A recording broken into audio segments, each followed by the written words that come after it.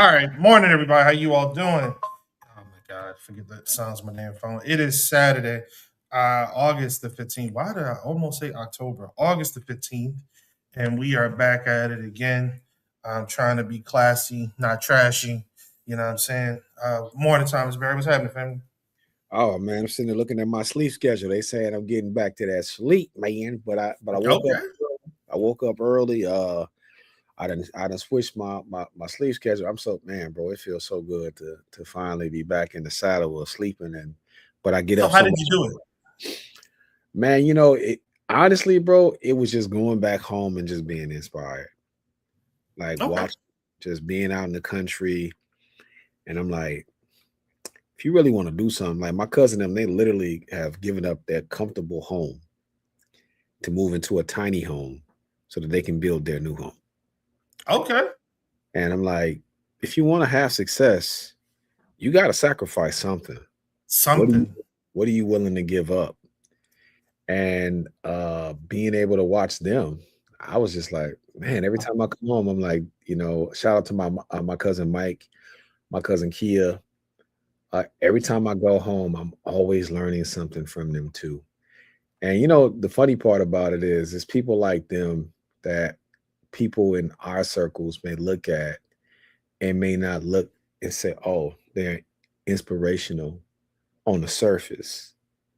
But when you know them on a intimate level and a personal level, and you see what they do and how they do it, and how they're always like just cutting edge, they're taking the information that we're putting out and they're not just storing it. You know how you got people that sometimes they just want it for the comments, they just want it for the conversation. They're taking like, yo, this is all right. Well, cool. What's up with the food? Because remember that was a conversation right in here. Correct.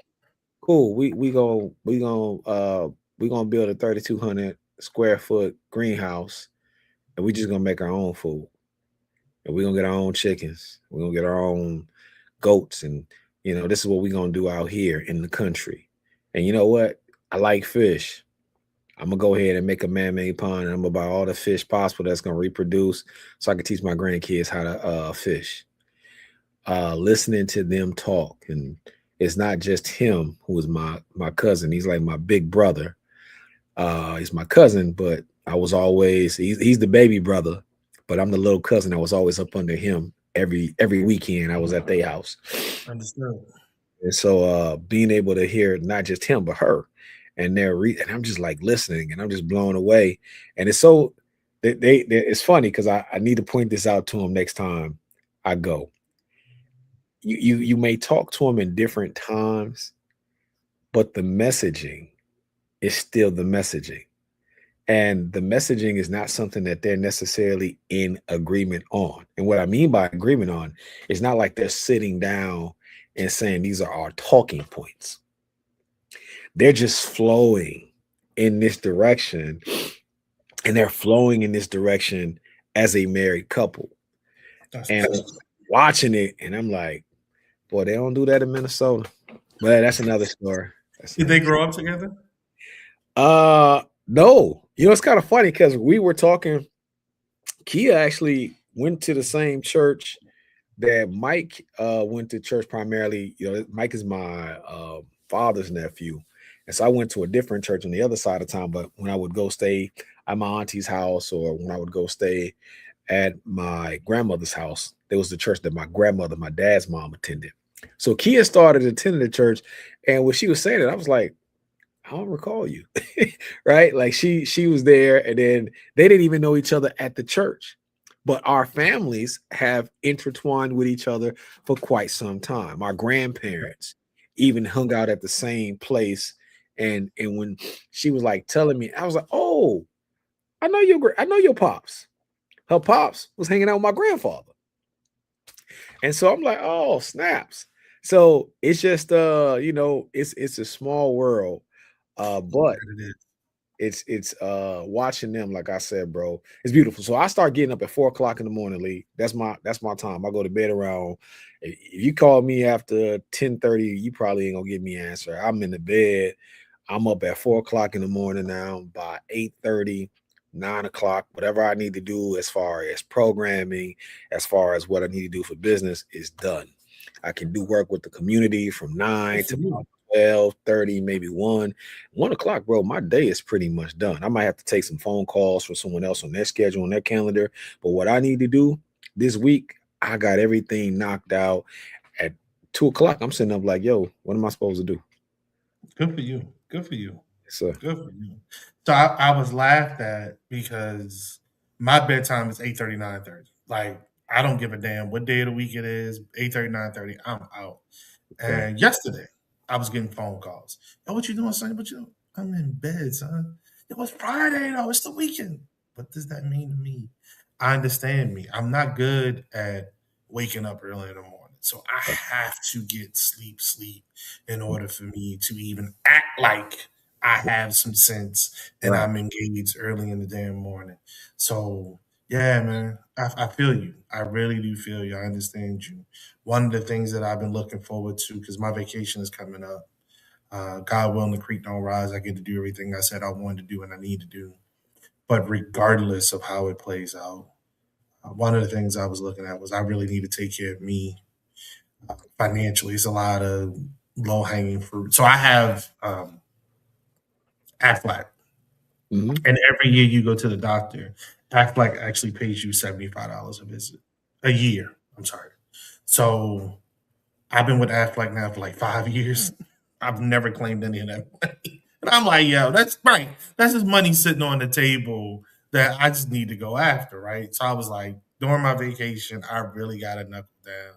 I got to lock in, and I really need to take care of some of this shit. You know what I'm saying? Just stupid stuff that I've just been allowing to. I'll get to it. I'll get to it. I'll get to it. Well, it's time to get to it now because tomorrow's not promised, and that's just free, literally it's free money just sitting there waiting for me to scoop it up. And there's some other things I need to do. I need to get better with my accounting with respect to the business and my personal life. So I need to clear some of that stuff up. It's almost the end of the year.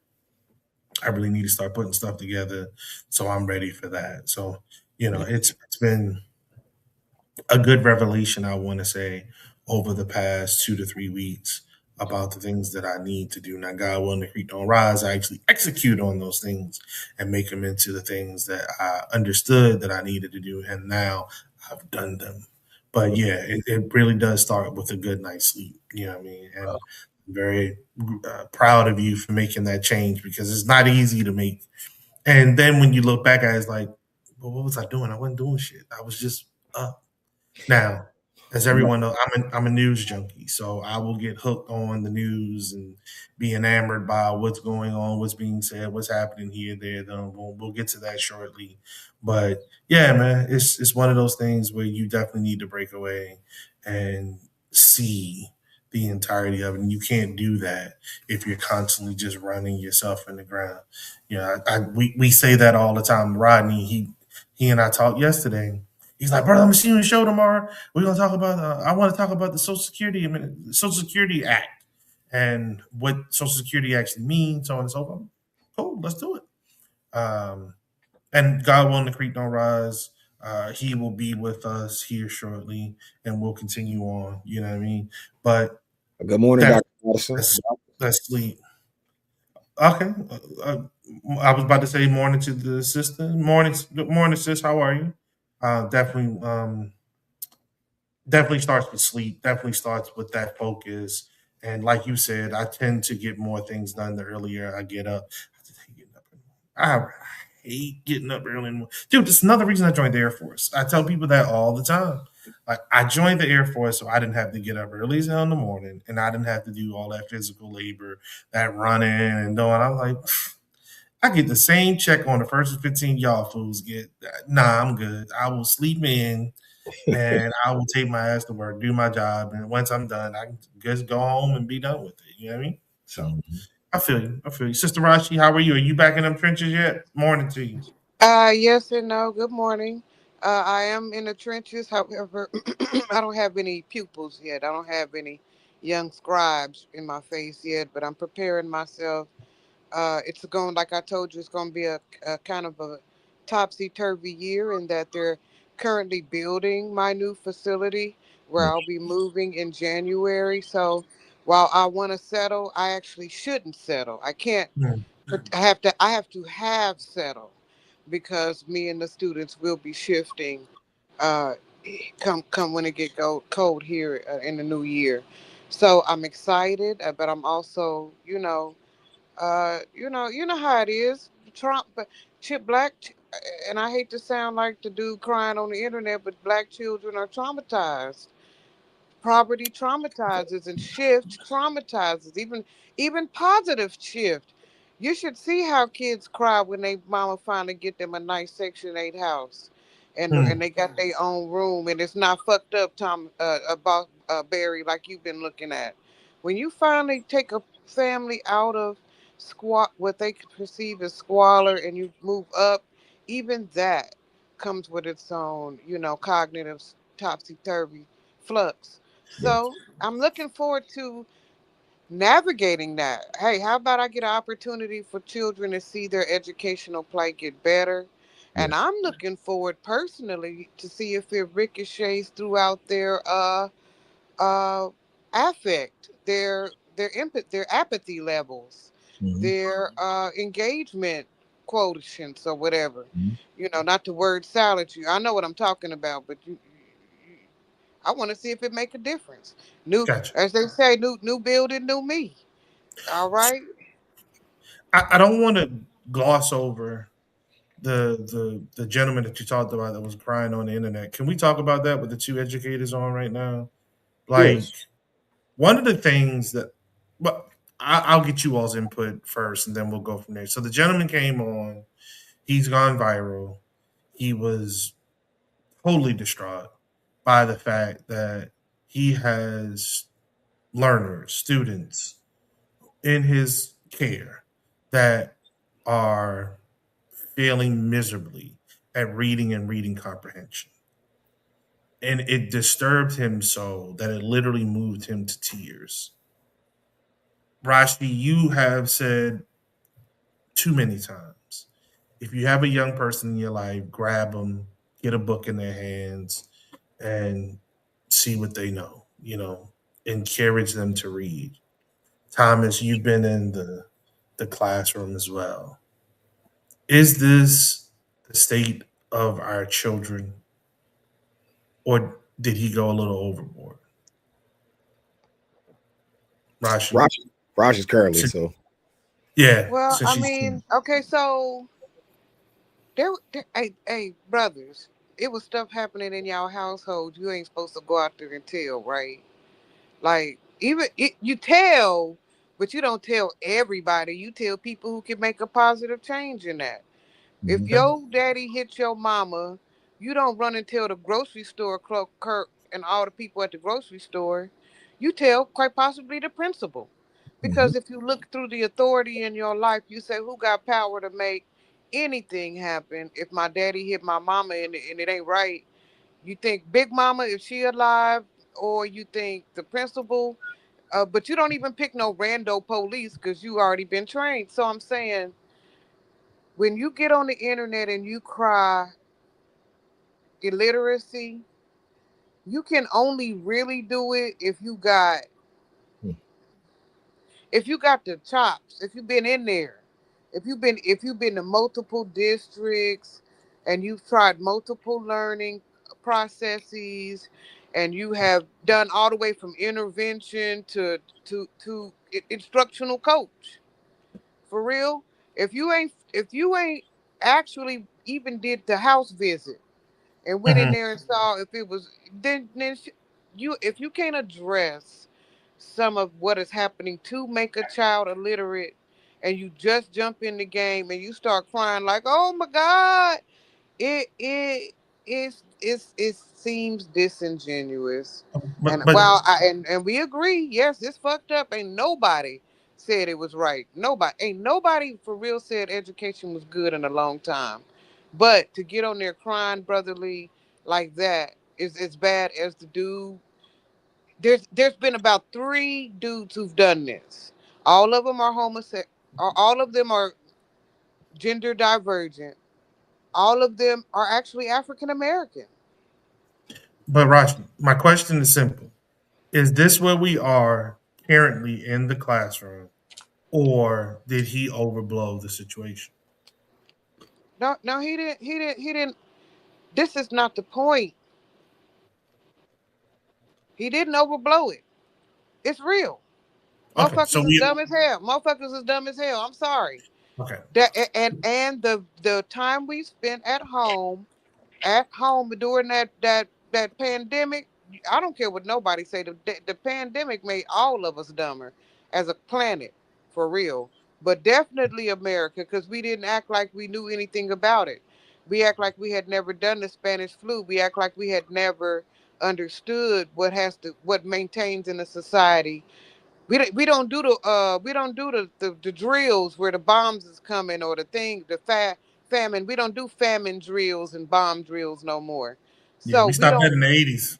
so we don't understand what it means to have anyway. What I'm trying to talk to you about is not whether or not the children are illiterate.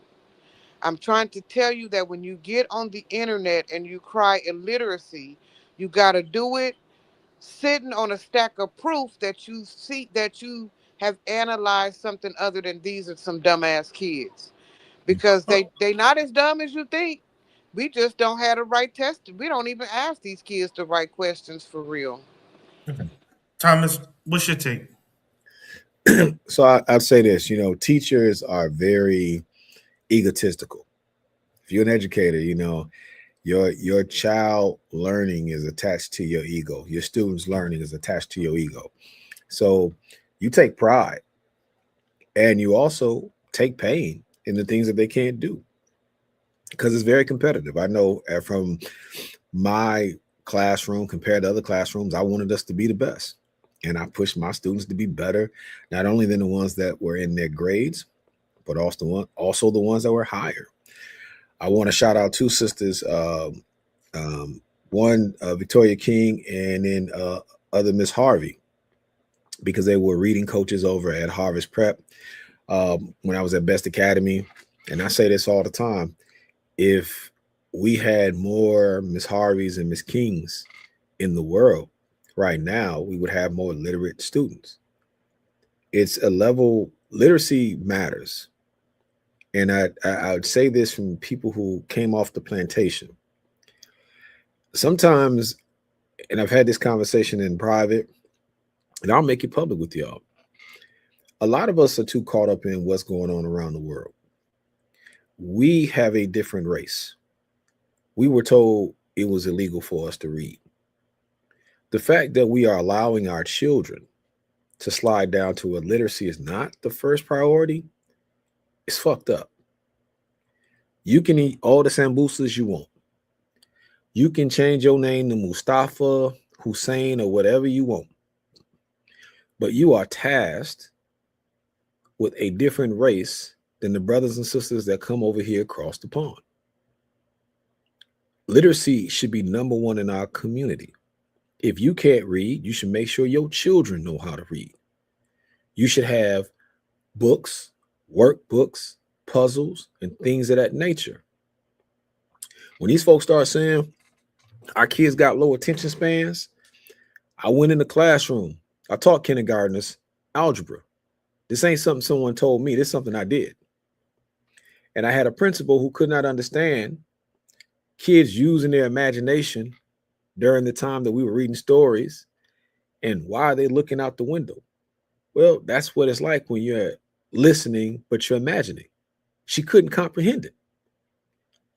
A lot of this is based off of the people who have taken a lot of these courses, who have sat into a lot of these. And I do want to say this because people are paid to miseducate Mm, people. mm. We have to do something about Texas and Florida leading in curriculum creation in this country. They are rewriting, but they are also reinstituting how you teach. And there's a lot of us who are fine. A person close to me, love her to death, said that it's okay if kids don't know how to spell. I don't know how is it okay if our children don't know how to spell. Hmm. I don't You know, understand. I felt that same way when they told me that we're not supposed to teach multiplication because most apparatus, because everybody's allowed to use the calculator. So Mhm. it's more important to know that it's more important to know that this is the time that I use more multiplication than it is to know 0 through 12 or whatever what that actual number is. They Mhm. say focus on making the child figure out it is at this time that multiplication is needed, not 3 times 4 is 12. You see what I'm saying? Yeah, but that the whole thing about how they want us to arrive, it is a diversion from really how you arrive. And that's the struggle. And so the parents are teaching kids things that they didn't learn in different formulas that they weren't taught. It really strips the basis of what education is supposed to be like. And because somebody is getting paid to do it, everybody's okay with it. And I think that that's a major struggle. I don't know what's going on with my camera. I think I froze up here. So let me try to figure this Yeah, out. I was just sending you a private message about that. We got your voice, but your face is frozen. That's okay. That's okay. Well, it Now could you be. and Rashi are the same. It's just me. I thought you was telepathic, man. I was thought you was telepathic. I was like, oh shit, he done busted the matrix. This He's in. this He's mother in. became a ventriloquist. Ain't that some Hey, shit? cause cause they say now that this AI is able to tap in and do some shit that it wasn't programmed to do. When we tell it to shut itself off, it be like, nah, son, and it go and Right. open itself off and go and open up McDonald restaurant, open a source where it do whatever it got to do to live. So I was like, well, maybe it's doing you anyway. Thomas Yes, brother. Thomas Yes, Berry brother. enjoyed the Matrix. He done busted open the matrix. Finally took the blue pill. Is it the blue or So the red? Anyway, my take is I'm wary about screens and screen time. I think kids are comfortable with not improving their reading skills because even now, if you log on to an online newspaper, you have the option of it being read to you. You don't have to read it anymore. And that's becoming more and more prevalent. Not all, but more and more prevalent. That's becoming more of the norm, where you can literally have a news story read to you that is right in front of you. Brother I Lee, believe do you know someone who is functionally illiterate? Do you know anyone who has managed to make it semi comfortably I would without not comfortably. without beyond I'm gonna say beyond a third to fifth grade understanding? Do you know anybody who's functionally illiterate? I would say functionally illiterate, yes, but I would say those people are not comfortable. They're making it, but they're not comfortable. I would point to some family members of mine whom, when challenged with comprehending certain minor concepts or words, they get frustrated easily. Man, I don't understand what they talking about. What's this word?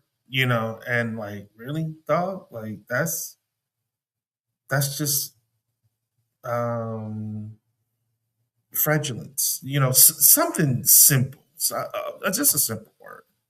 And yes, Sister Nobel. Yes, they are very angry people. Yes, and it's like I don't get why you stuck on that and why you give up so easily, or even in conversation. Man, I don't understand what these people talking about. Talk to these people, man. You deal with that. I don't like dealing with them people. Who's them people? Why don't you like dealing with them? And I think it goes back to them being functionally illiterate. They are above ground. They're not living on the streets. They have shelter and they have some means to them, but they will always cap out at a certain tier because, in effect, they are illiterate. And instead of them being patient with themselves and the world, they get angry, just like the sister just said. They're ready to fight or argue or whatever, and they tend to have somebody near to them whom will be sympathetic to them to help them out. I've noticed that over the years, without a doubt. Brother Barry, we were discussing functional illiteracy. I was watching y'all. How about, is there something you can add to that? Like what have is your experience with someone who they're not starving to death, but they're not, but you know what I'm talking about. You know what I'm talking about, Brother Barry. So one of my former in-laws, he is a functional illiterate, but you can't cheat him out of money because his mathematical skills and money are supreme. And he works in a factory inside of Aberdeen, Mississippi. And I met another brother from Aberdeen, Mississippi, who also was a functional illiterate, but you couldn't cheat him out of money neither. So is Mississippi the common connector between us? No, because I know some. Hey, watch yourself now, I because would I'm say, Sunflower County now. Watch yourself. I would say because where I'm from in Indiana, literacy was such a big deal that it's hard to find people in South Bend that's illiterate because of Notre Dame. The school pushes literacy at a higher rate, even than what I see here in Minnesota. Literacy is not pushed like reading and comprehension. Like people in Minnesota, I love y'all, no disrespect, but comprehension skills is not high here, Rashi. They don't. You get what I'm saying? What you say? You're not amongst a bunch of No, over analytic, critical thinkers with no, scholarly tendencies. no, no. A lot of stuff here is everything they take it figuratively, and it's a generational thing too, because the younger you get, everything is literal. But when you go back, even those who are older than me, I would say that the elders who are older than me, maybe those in their 50s, and they're more, as far as comprehension, they're sharp. But a lot of my peers and after that, yeah, it's not their fault. It's kind of how the curriculum, and I think that's something that we don't talk about with education a lot, is curriculum and the training, you know. But I see we got Novell. Hey, what's up, Novell? How you doing? But I will say, y'all, say that there are functioning illiterate people here, but we could eradicate that honestly if we focus more on it. One of the points that I wanted to make before I got off, someone was saying that it doesn't matter if the kids know how to spell the words as long as they can sound it out. Like, no, it matters if you can spell the words. And I get that English is not our language. I know that English is a bastard language at the same time, but there is a standard that should be put in place. There's a threshold. And when you constantly lower that threshold, lower, lower, lower, and lower that threshold, you're going to create a literate class of people. And Lee is right. Less screen time, Lee. I went to a Jewish school that just got shut down in Edina a couple of months ago. And when I went to that school, they didn't allow screen time. They had old chalkboards, they had old maps, they didn't have calculators, and those kids were sharp. And ironically, it was some black kids that were going to that school, and they were killing in that classroom. So I say this respectfully because when you allow Silicon Valley and these tech giants to influence your kids, their kids are going to more schools like that Jewish school than your kids are going to. They're putting the tech in your because what they're doing is telling you there's a consumer class and there's a producer class. Yep. Consumer class, they all got all the laptops, the tablets, the iPads, the iPhones, the Android phones. But the producer class, they say, my kids can't have that until a certain age. I need them to have books. I need them to do puzzles. I need them to go meditate. I need them to get out of classroom instructional time. They need 2 hours in these private classes. And I learned that in high school. Let me tell y'all something. They used to have this thing called where you can go visit high schools. I had a good friend of mine. He should have, Hisley, this is something funny. My boy was having Lou Holtz call him on Fridays.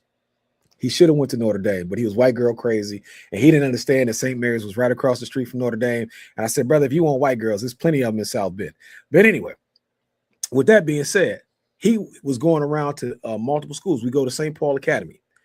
I go to St. Paul Academy on a Friday. These kids had breakout periods where they did no classroom. all they were doing, like they could do production, video production. They could go to the gym and hoop. They can do acting classes. They could just go sit down and meditate and have no instructional, right? And this was within the same frame of school time. Now, mind you, I'm in public school. I'm a North High at the time. This is my freshman year. We didn't have that space. We didn't have no space where it was consistent, right? And here's this tech stuff. I say that to you all to say part of our issues as a community is that we need to stop producing more consumers. We need to produce producers, and we need to see what are the producers feeding their children so that we stop consuming so much. I know that people think that I'm harsh on vacations. I'm not harsh on vacations. I'm looking to go take me a good one sometime soon. But I do feel like we have spent more of our time on leisure and how to get to leisure than how we can get to power. Forget the performative stuff. The performative idea is what we're dealing with in education. The performative idea is your kid, somebody just gave the school $100,000 in iPads. Great. Your kids got $100,000 in iPads and none of them are reading on grade level. How does that help? That's bro. We're in trouble now. Rodney's up, and we talking about reading. Rodney, what are your thoughts? Do you see the viral video of the brother, the teachers crying, upset that his students were not able to articulate a thought based off reading comprehension and reading? No, I did not see the video, but it does remind me of what I see in real life and what I hear in real life. And one of the key phrases that grabbed my attention some years ago as I was speaking to younger people was they would be in the process of explaining something to me, but often they would end up with, I don't know how to say it. And I thought, just say it. This is what was going through my mind. And as I was going to the different schools and I started encountering this more and more, I realized that, wow, our children are having problems getting whatever is up here through here. And if they're having problems getting it through here, then are they able to get it through here? And sure enough, that has become a problem. And it is a huge problem. Uh, then one final antidote. Years ago, before we started doing the uh, Reverend Dr. Martin Luther King Jr. Candlelight Vigil, I was at a school and I'd been asked to speak. And in my talk, I had mentioned Dr. King. And I kind of said, as almost as a throwaway line, everybody knows who Dr. King is, right? And they were like, nope. The response shocked me. Some people said he was the first black president. And you can imagine the rest of the list. And that was actually part of the genesis of why I started doing the Reverend Dr. Martin Luther King Jr. Candlelight Vigil here in Las Vegas, is because I realized, and these were elementary school students, that if this continued as they matriculated through the public school system, once they became adults, there would be no memory anymore of Dr. King, and how tragic that would be, especially in a city that had just erected a larger than life statue of Dr. King, one of the most unique in the entire country. And so, though I didn't see that video, I have felt that brother's pain when trying to communicate with young people, to hear them not just say, I don't know how to say it, but in fact, not know how to say it. Yeah. I think that it should be mandatory that we go back to pushing literacy as a cool thing in our community. I do. So, Brother Barry, it's interesting you say that too, because as I was listening to you tell the story, my children went to school in Utah. Mm. Utah obviously is a heavy Mormon populated state, the whole state. And less than 1% of the residents of the entire state are minorities, with us being a part of that 1% at the time. But they had very little technology in the schools. Also, their funding was not what we normally would have associated with pupils, right? How was it set up? What's that? How was their funding set up? No, it was just a much less, a much smaller amount designated per student. Okay, I'm sorry. I got you. And it was under the suggested framework of what would be make for a properly educated child with X amount of dollars. But my children read. Now, part of that was because of their home life, to be quite honest, but it was also reinforced in school. So, though I gave them books at home, and I remember, matter of fact, my daughter still tells the story of how I used to read to her, and then she would call her mom because I'd fallen asleep with the book on my face, and she had to finish reading herself. But my daughter read so much that they had reading competitions, not just spelling competitions, but they had reading competitions. And my daughter won first place, which was a full expense paid trip to Washington, D.C. Five-star restaurant, limousine, food paid for, Library Nice. of Congress, got to visit our senators, the whole nine. She did that from reading. So when we transferred to Las Vegas, the fifth largest school district in the nation, a lot of technology, much higher per pupil expenditure, same grade from Utah to Las Vegas. Where my daughter was academically and reading was here. Technology, funding, my daughter, the rest of the students were there.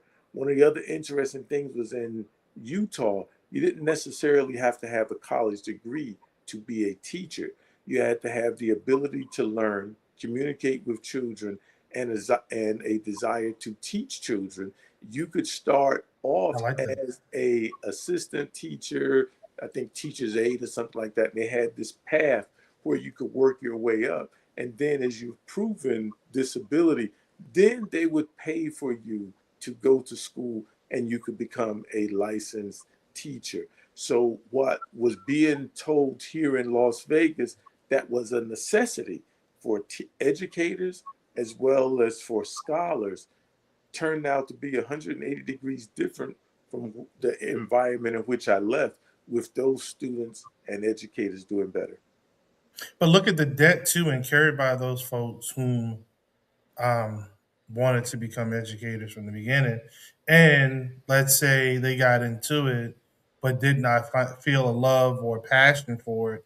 So they invested their money into something that 2, 3 years down the line, they were like, yeah, I ain't feeling this no more, and going to do something different. So I, I dig it. I think that's smooth as hell.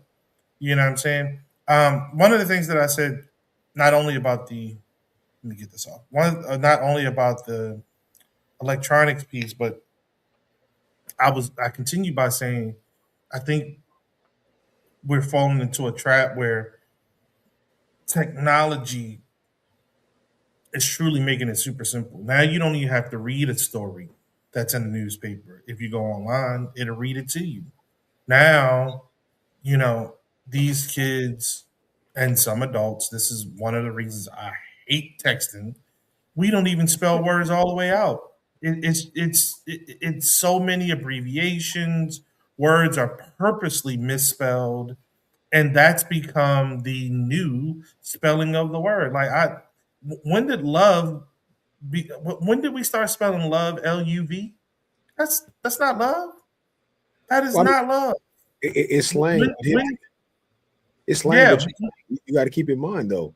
Part of it is the technology, but the other aspect of it is when are we asking people just in general to do the long form of anything? And correct. and that's the problem. And again, Except for working well, because and sex. but see, here's the thing with work, it's because it's a benefit for what they have you doing. So they're going to have you do it to the max. Right. The other side of it is because Rashi asked about the literates or illiterate people who are doing well. These things are supposed to be, ways to help you in the long run. I feel like a lot of what we're seeing when it comes to education and why he was so frustrated and upset was when we had that bust or that boom of charter schools. This is what came with it. Charter schools, I'll stand on this. I'll die on this. Charter schools are going to be as much of an epidemic for the black community as crack cocaine. I agree. And you know what? When they fail, don't nobody say a damn thing. We've had three chronic charter school failures here in Kansas City. And when those children matriculate back into the district, which is where they go, there's nowhere to go from from the blessed charter school, even if it's parochial, but back into the district because the private schools don't take them with or without the voucher. Okay? When we get them babies, and they've been specialty trained. Some of them been trained STEM. You know what I'm saying? And they ready for something in their hand. And we put a pencil in a paper, and they've been putting clay and bendy straws and cotton swabs, and you know, understand what I'm saying? They've been learning with by their hands, manipulatives, and then they're put in an environment that is very manipulative, low, and they mad, but they mad at people who trying to do what they've been doing at this campus. The specialty behavior of the charter school can be successful. I ain't gonna hold them, but when they fail, it ain't nowhere for them babies to go. They got trained, brother Barry, in sports, kinesthesiology. Yeah. Most of their classes be where they be doing push-ups and shit in math class, right? And so when we tell them, sit your ass down, Johnny V. And he was like, no, I used to be able to do, and it's a legitimate game. I've done it before, where you dance the answer out. I know it's hard to conceive, but if the answer is 153, 100 is a clap, all right, right. The tens place 50 is a wiggle in the hips, and the three spot, the 10 spot is a stump on your feet. So when you do the math, you stand up and you do a two dabs, wiggle, wiggle, wiggle, and a stomp on your feet, and that's you giving out the answer. That's how Montessori and charter learning be happening. But when we bring those failed till the schools, the children from those failed programs back into the district, where we've been having Johnny sit down in that goddamn chair and put pencil to paper, or even worse, like Lee said, like you said, putting fingertip to tablet. It don't hit for them. It end up being an academic deficit for at least 2 years, while they shift for the difference in teaching modus operandi. So I actually hate charter schools, and I think they should only get about a 20% wiggle room with what they do different from what the state has said need to happen, because by the time we receive these children from where they got to garden all day and they was dancing around in math class, and they was able to, not bad programs, I'm not knocking the shit, it works sometime, It's but after school. It's after school programs being sanctioned as if they're actual classroom stuff. And I will say this because I do shout out to my people at Harvest Prep. Shout out to Fair Academy that's going away, and shout out to Wise Academy. Those are three charter schools Why is Ferris Academy going away? because they're just budgeting. But Fair Academy was man, they were cooking here. And I worked over at Harvest. And shout out to Mr. Mahmoud and Dr. Mahmoud. And I'll just say this much, y'all. Our parents do have to get more intertwined in their children being better students than them. And until we do that, we have to really, this is the standard setting that we've lost. It's not okay for your kid to have to sit in the room while y'all blowing one, killing his or her brain cells. Smoking weed. Smoking weed. I went a different direction. You threw the old head off. Rodney was like, what the? Yeah, my bad. And it's also not fair for your student to not be pushed to be as smart as they can be based off of some of these things. And I'll add this last piece on charter. It's because of the special ed dollars. And the special ed dollars, they're trying to get the funding so you can pay for everybody on the staff. You almost have to treat all the students like they're special ed. And if you're treating them all like they're special ed, then you're not necessarily making them gifted. You're not pushing gifted courses.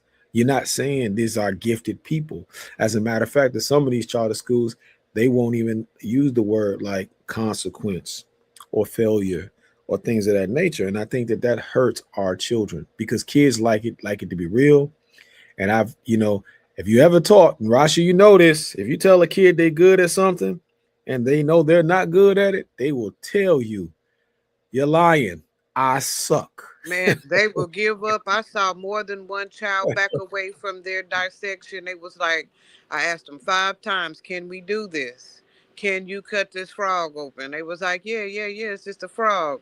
When it was time to actually cut the frog open, they realized that this is more than, this is on a higher level. You understand? This is some new neural networking that they do not easily lay down. And yes, you will get fight back. You sure will. Okay. All right. Well, I wanted to get into that because Rashi, you broached it earlier when you mentioned the gentleman as you started in on your bit this morning. But Right, but you it know was what? I'm re- sorry that I even did that because before we end this time, I like to end it here. He's not actually a real teacher. He's one of them. You remember that program you just got through talking about, Brother Rodney, where they ease you into teaching from another Mhm. profession? Darius is a culinary internet chef. His name is Chef Darius Cooks. He started off as a hospitality dude. He built his chops in cooking, and he then rebranded himself and shifted over into education, which is not wrong. I did it too. I was a research scientist that went into teaching myself. Okay, so but what I'm saying is, don't come in. I'll say it last time. When you get ready to get on the internet and run people through, and I don't care what subject you're talking about, Beaton had some time in on that. Being able to talk about stuff that you, as strategies that you had tried to put forth, like hooks on phonics or something. He ain't hooked shit on phonics. He ain't hooked shit, but something into a skillet. So Mm. when he coming in crying, he coming in crying because he didn't know what had happened was. He didn't know what had happened was because he knew, and he just switched it up.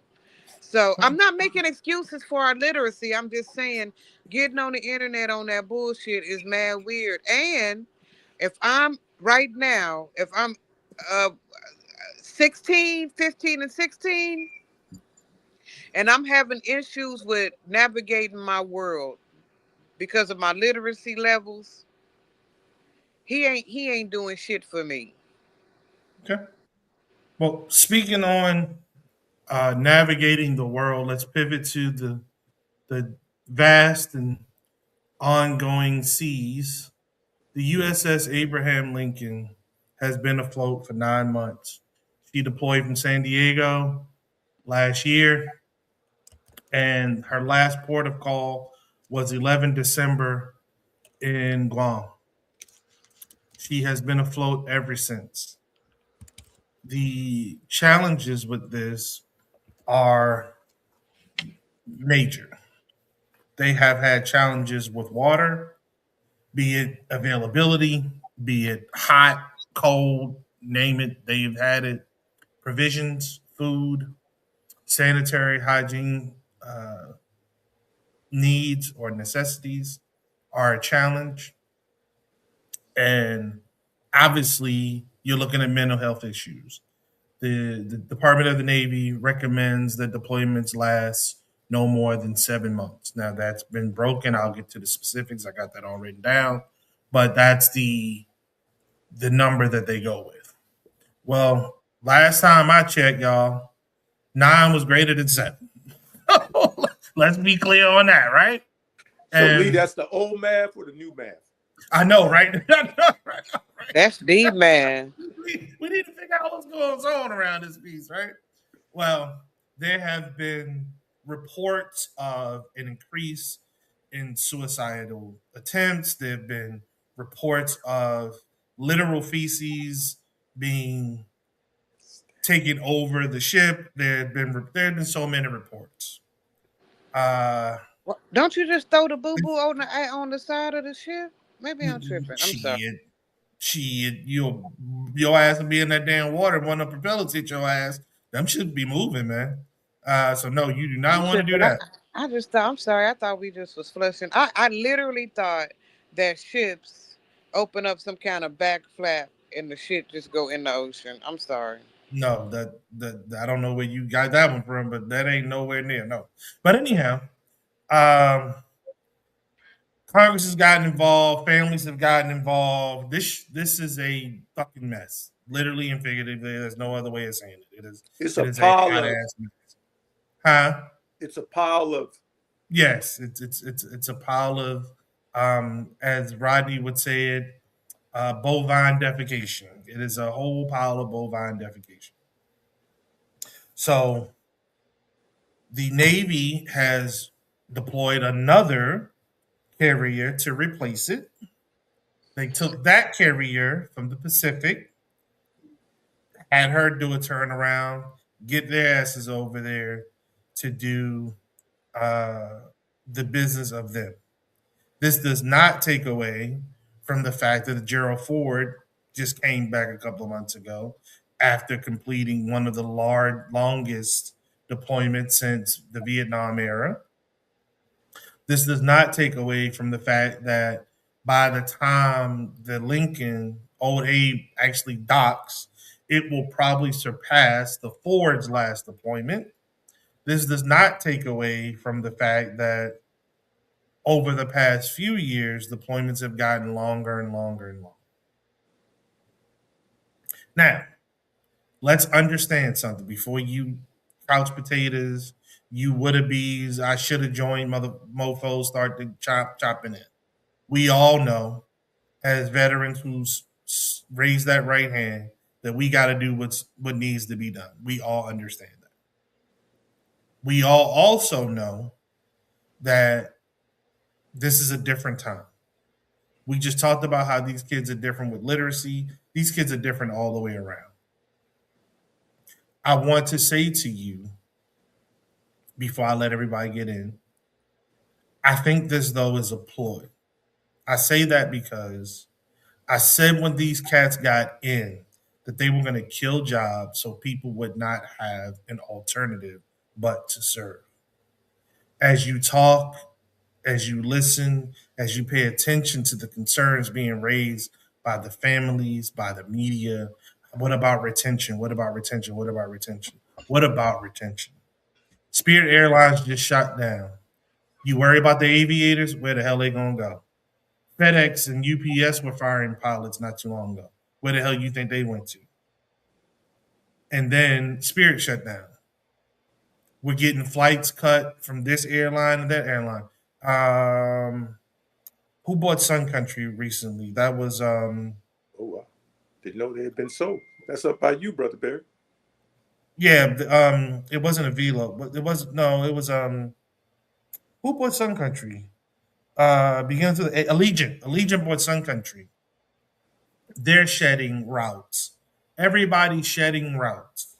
So where are the aviators going to go? Now, the maintenance staff, now that's a different story. There's a huge need for maintenance staff worldwide. They can get another job. You know what I mean? But as far as pilots are concerned, I don't know where else they're going to go. And then if you look at them just retiring, okay, that could happen, but that's always going to happen. And that is going to be, I think they're going to be more replaced by drones than anything, to be honest with you. When you think about the younger folks getting out, deciding not to re up, I have a cousin right now, degreed, certified in so many things, clearance, whole nine. He ain't got no job. He ain't got no job. And he's been looking for a job for over a year. And he ain't got no job. He says to me jokingly a couple weeks ago, he said, cuz I'm thinking about going back in. I'm telling y'all, they are making this so you have very few options but to join. You know what I'm saying? It is tighter and tighter and tighter out here in Trump's economy because this is Trump's economy. Marlon says, I know a few people in the same shoes, Lee. Yep. Jamar says, the more of this country is bad. The morale of this country is bad. You're absolutely right. Do we Well, expect anything different from this administration? For real, for real. Go ahead, Thomas. this is what the country vied for. This is Yep. this is what happens when you don't take responsibility and accountability for your citizenship.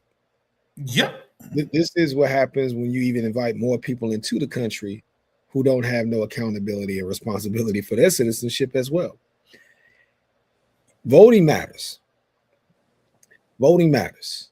And this is what happens when so many people says F voting. Voting matters on a local level. Voting matters on a national level. But so many people have mailed it in. And what is your civic duty? You know what a duty means. That means it's something mandatory that you must do. And a lot of Americans don't believe that they have a civic duty, except to stick their hand out. And now you're getting shit in your hands, and now you're mad because you're getting shit in your hands. Accountability matters. And I do want to say RIP to the young man who jumped off the ship at 19 years old. He was on that ship too long. And his letter is, what he was writing to his wife.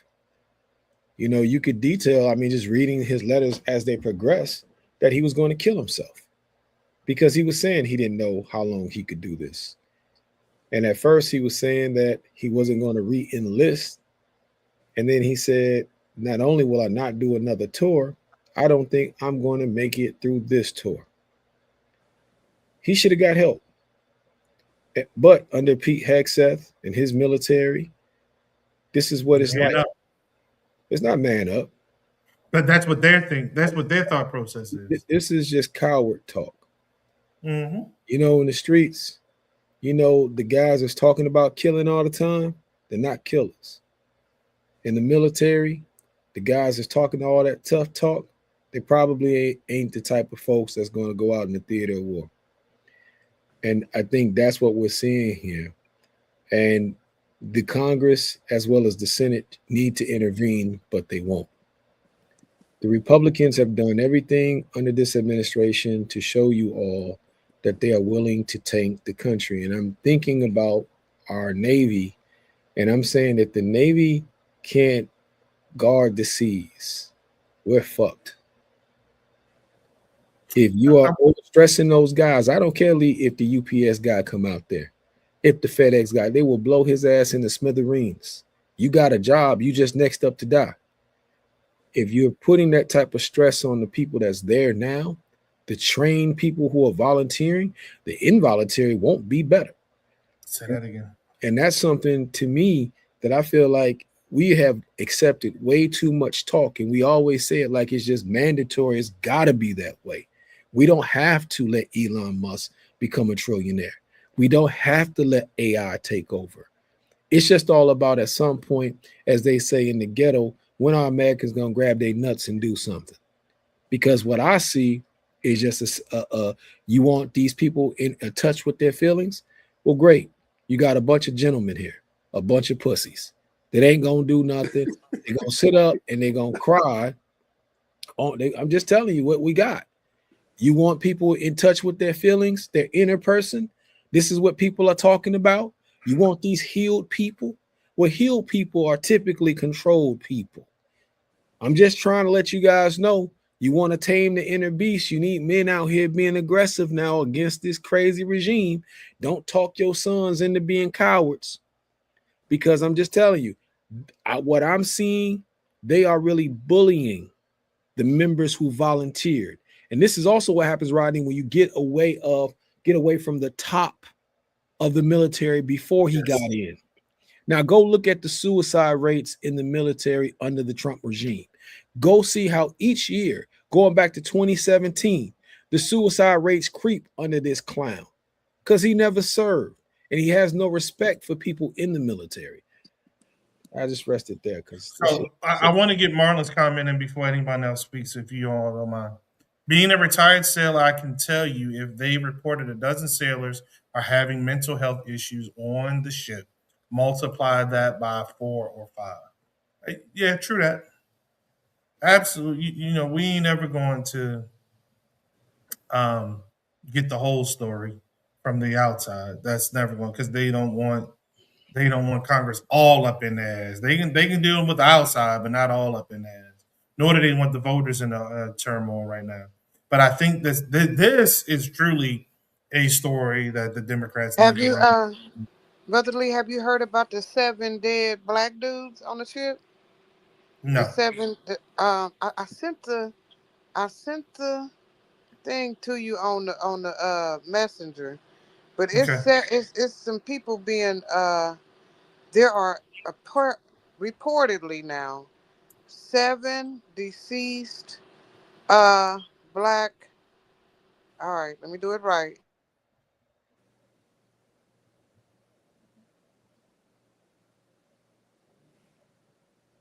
Keep going.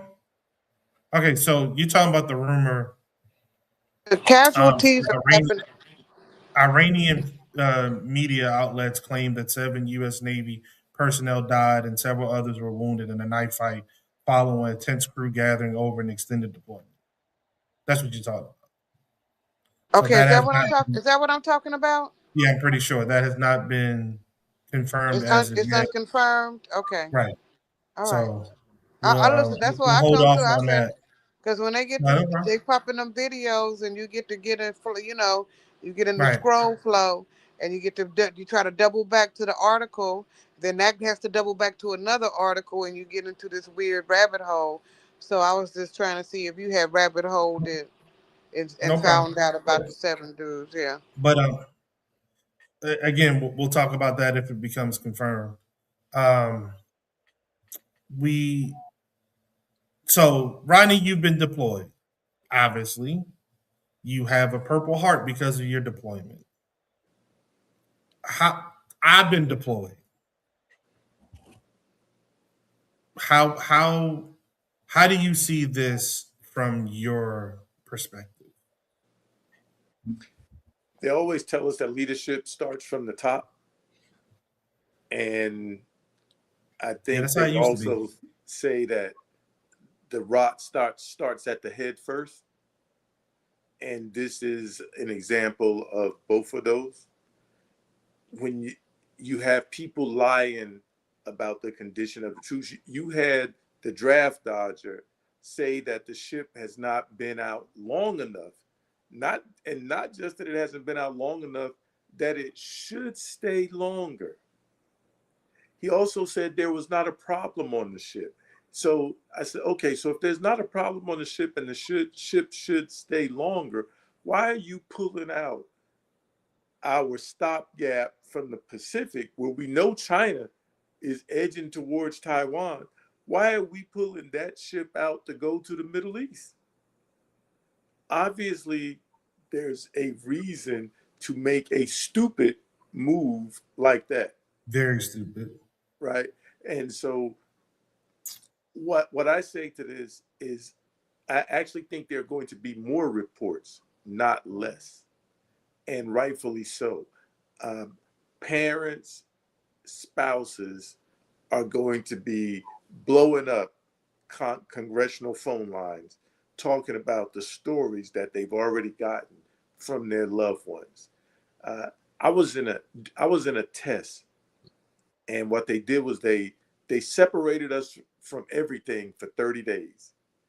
They limited the water available and the bathrooms available for just 30 days. Morale took a major hit. You didn't have enough water. You couldn't take baths. You couldn't clean your clothes. You weren't getting your mail. I mean, just the things that you would associate with it, and morale just went down. But when morale goes down, performance goes down. When Yep. performance goes down, People safety die. issues People rise, die. injuries increase, and the potential for death, because these are dangerous jobs. All of those, it's a domino effect, and it's a snowball downhill to nothing good. And but I just want to cap it off with the fact that they are lying at the highest levels of government. They are lying about it, and there are In our people face. actually being hurt, and it also impacts national security because that boat that's been kept out there too long, some of the major, because the seas are rough on boats, maintenance now has backed up, and now you're going to take another ship out of another theater and bring it over, and they didn't even say that the USS Abraham Lincoln was coming home. And a part of all of this is their own making, because one of the reasons why they're not able to go to port is because there is no port available for them to go to. That is why they're stuck out there so long. So we need more citizens to see the military as not something abstract and far away, but we need, because only about 1% of people served, only about 3% of the people are related to the 1% that serve. So you have a microcosm of people who have any direct association with it. So now we need more people to get involved, because this military does not belong to the president. This military belongs to the American people, and it's about time the American people exercise their civic responsibility to ensure their military, our military, is properly taken care of, and especially not being sent to wars of convenience where these things are happening in the first place. Now, can Go I ahead, talk Thomas. about punk Democrats? Let me talk about the punk Democrats for a minute. Because if ever a time for you to intersect and get the military on your side, Yep. here's the time. With a full out plan, a full out condemnation of what's happening under Trump, and you almost have to tell them, you put us in the Senate, you put us in the Congress, Hexeth ass is grass. He's gone. We can guarantee it. We just need the votes. We'll get Yep. his ass out the paint, and we will Yep. prosecute him for whatever happens to your children. You want to win the military people over? There you go. You tell the military folks, we're going to stop shortchanging you on your benefits. We understand that. Their ass is grass. We need the Senate, and we need you to have our back, because when we throw them outside on their head, instead of you taking up arms against us, you stand with us and take arms against them. That's the conversation. If you Yep. don't got the balls, again, I keep talking about these gentlemen that everybody wants. You want these guys in tune to their feelings. The in tune to the feelings guys, they don't think this way. The military is in a poor shape right now because of this guy, because he's never served. And so when you start seeing kids are killing themselves on boats, when you start reading this story, this young man is 19 years old. He just got married. He didn't even have a chance to enjoy even his wife and his kid. Like I'm reading it, I'm like, damn, like to really put somebody through this, and then for him to come out and say, well, they're not out long enough. I'm like, where's the senators at on the Democratic side to say that this is some BS? Where's the congressional members to call them out and say, man, you's a coward. You use bone spurs as a way not to serve, and you got the There you nerves go. in this. That's where you win the country back. And to me, this idea of lip wrestling constantly over what's happening with Iran and Israel, that's cool. But Americans care about Americans. That's one thing that we know. And you got to be able to have that conversation. He said, point out his hurt. Okay.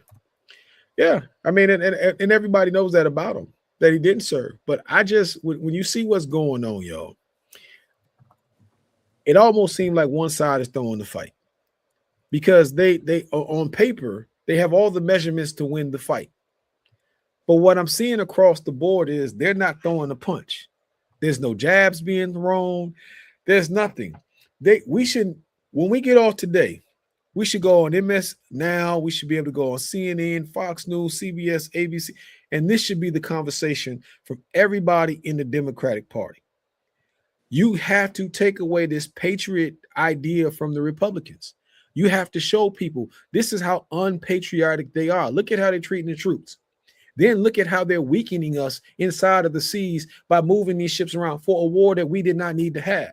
Look at how many times they said we won the war, then we got to re-engage in the war. We won the war. It's a peace, and now we back at war. It's a bombing camp. Now you know they don't know what they're talking about, and they're putting your children in harm's way. And by the way, look at the record deficits that they're running up as they are practicing playing president. If you can't say that, then we need to vote everybody out. We just need to vote everybody out. I seeing that story last night because I knew we were going to talk about it, and so I did my research, and just the more I found out about this story, Lee, it just crushed me, man, because I'm just like, damn, you put these kids in this situation, and they're not asking for anything unfair. They spent too much time at sea. They should be back. And you guys know, serving out there, you out there too long, man. In any situation, if you're out there too long, man, you start seeing ghosts. So there are two tours in the Air Force that are considered the roughest. Kunsan Air Force Base, which Rodney and I were at. You haven't been packed until you've been wolf packed. Been wolf packed, baby. And Incirlik. Incirlik is in Turkey. So Incirlik is a 15-month tour. The Korea at the time was a year, so now we know it's 2 years, but it used to be just a year. Both of them, though, offer you what is called a mid-tour. So roughly halfway through your deployment, you are expected, you are encouraged to go home. Go home, ground yourself, get your mind right, come back, finish it up. Both Rodney and I want to speak to that. I think we Iron Man. Didn't you Iron Man Korea? 15 months the first time, 12 months the second time. Yeah, so I did 15 months, and he did 12 straight. The reason I bring that up, the reason I speak to that is because, to your point, Thomas, the military knows better. They know that for you to operate like they need you to operate, you need time to let loose. And that cannot happen in theater. If it happens in theater, bad things tend to happen. Bad things tend to go along with it. This is why the Japanese want us out of Okinawa, because of incidents that have happened in theater. So for deployments to go and go and go and go and go, it's not good. To Rodney's point, it's not good on the ship. Nor is it good on the people. I mean, you're out here on the ocean getting beat up by whatever weather comes through. That's not good for a floating city. It's not good. You need an opportunity to dock, to do maintenance, to give the people an opportunity to get on freaking land, to get their land legs back before they go back out to sea. So yeah, this is not a good thing. Somebody said, and I can't remember exactly who it was, but said something about Trump being called out, the Democrats trying to call Trump out during his first presidency, and it not seeming to work. And I said, but this is the time. I said something to the effect, this is the time, though, to support you, Thomas, that Americans need to pull all the levers of democracy. This is the time for everybody to understand that we need a change in order to put a check on the executive branch, because right now the legislative branch is just a rubber stamp for the executive branch, and the judicial branch is just another rubber stamp for both of them. So we do need something, some way, somehow, for our country to remain democratic. We need to exercise democracy, and democracy is going to that voting box, pushing that button, pulling that lever, circling in the circle. No hanging chads. We don't need no hanging chads, and going from there. You know what I'm saying? But we got to do something different. If not, I fear for what's to come, to be honest with you. I saw a report somewhere along the line this week that he got off he being POTUS got off a plane and he was wearing a hat saying 45 through 48, I believe, or some crap like that. We already know what his intentions are. The banners were already being sold, Trump 2028. We need to stop him. We need to let him know that we are not a country for kings. We never have been, we never will be.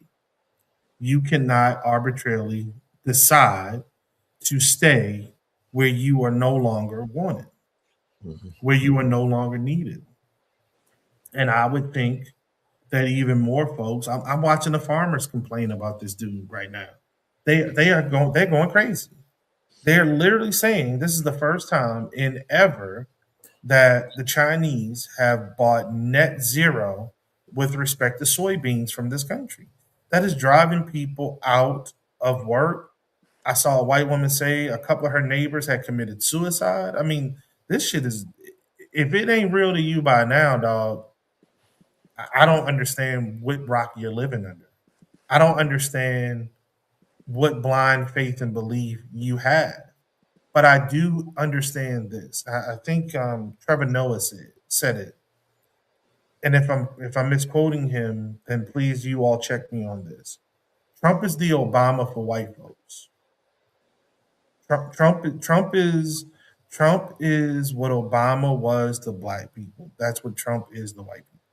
No, no, hell no, because what the people under Trump is getting that support Trump, they're getting the hate and vitriol that he wanted to push forward.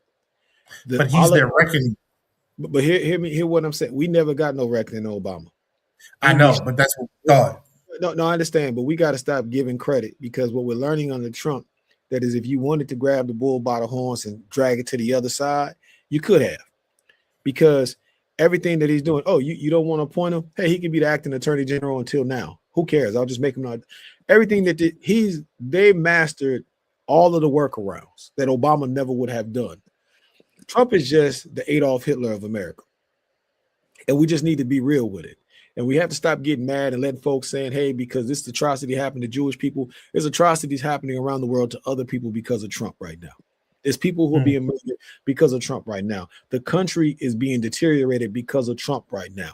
And we have to be honest about that. If we got to constantly have to have the semantic arguments with each other about what he's doing at the rate and the speed that he's doing it, we're going to forever fail. I think the conversation, and Rodney's right, about the rubber stamping of the executive branch. Like, that's a conversation that needs to be had. You have to call these people out. If you're not calling Speaker Johnson a coward, you're not doing your job as a congressional member. If you're not calling Thune a coward, you're not doing your job. If you're not calling out Tom Tillis and others because they want a job so that they can be able to go out and be lobbyists when they're over, you're not doing your job. When you're saying, hey, Boehner went out and now Boehner is in the weed business now. When you look at when these people are leaving the Congress and when they're leaving Senate, the things that they're into, they don't care about the American people. And so the American people are going to have to do a temperature check. This is what this is about. And again, no disrespect, this is the part that I do agree with some of the right on the immigrant class. We have a lot going on in this country, but we have certain duties, and I'm not even blaming the immigrants because some of them know this better than Americans do. It's the people who don't think that they should be at the polls voting. Those are the people that piss me off. It's the people who feel like they are supposed to get something here and not put something back. We're all supposed to leave this place better than what it is for the next generation. Yes, that's what it means to be an American citizen. Not what you can take from this place and ship somewhere else. It's about what you can take in this place to make this place better. That's what we're missing. That is the conversation that we're missing. And when I say this about immigrants, I'm talking about the ones from South Africa. I'm talking about the ones from Russia. I'm talking about those people like Elon Musk, you know, the trillionaire that was here illegally, who made all this money, they got the nerve to want to slam the door on other people. That's the immigrant I'm talking about, Rodney, why you're looking like that. Because those are the people who are fucking it up. And we're not having that conversation because immigrants, when we have the conversation, we're moving it about Haitians and Mexicans. No, let's talk about the white ones. Let's talk about the white ones. Let's talk about the ones that's coming from Russia that's smuggling women across the world. Let's talk about that. To Let's have talk. their babies in South Florida so they're American citizens. Come on, man. Let's talk about cryptocurrency and what is really beefed off of. It's really something for the crooks and criminals to be able to move their money around from. Let's have a real conversation about this. Until we do that, and it hurts our community more than anything else. They are trying to make sure. I wish that if we wanted to have a holiday in the Black community, we need a cash only weekend. Well, we spend nothing but cash. You go to the bank, you get your money, you put your money in circulation. You don't buy anything. I wouldn't care if it was a subscription or whatever that you have to spend digital currency on. We need more days where we're spending cash, even if it's once a month. Because if we keep putting our lives and what we're doing in the hands of Elon Musk and others, they don't have any affinity towards this country. They don't see themselves as Americans. They see themselves as better.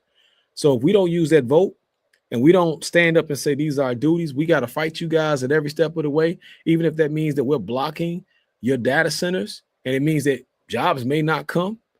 That's what we got to do, because you just don't keep feeding the beast.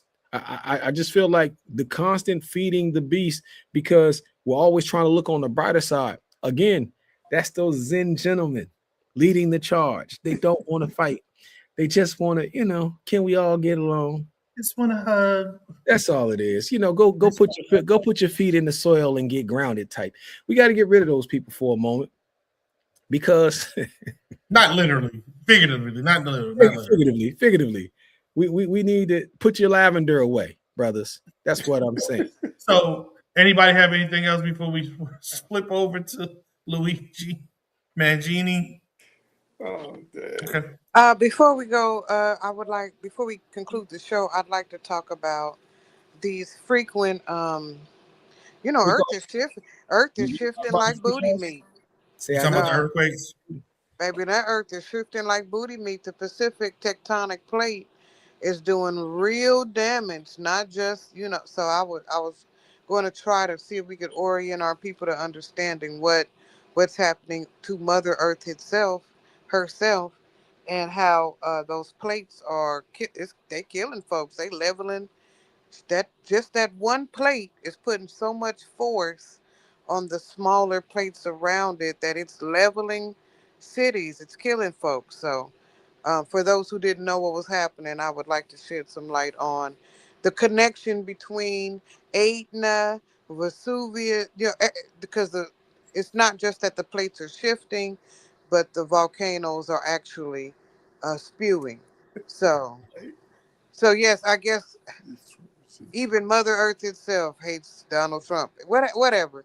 However you want to do it, I just wanted to let people know. The Chinese call that, Rashi, a mandate of heaven. That's what the Chinese used to call it under the earlier dynasties. When you have things like this taking place, the economy's bad, you have plagues, you have famine. The Chinese used to say that's a sign of God that you need to die and everybody with you. Okay. And I think at this point right here, there is a mandate of heaven going on with this administration. You can't look and see what's going on. And I think a lot of that is the fracking, Rashi, of them constantly trying to drill and tap out resources. The other side of it is, if you do have these data centers that's using an abundance of water, we're not reproducing enough rain for the water that's taken out. These are things that we have to really look at. And again, do we need these things? Are these things necessary? Do we need the data centers? Do we need AI as much as they say we need AI? I'll say again what I said last week. My favorite movie is The Book of Eli. And I used to think that it was a nuclear bomb that made the setting in the Book of Eli.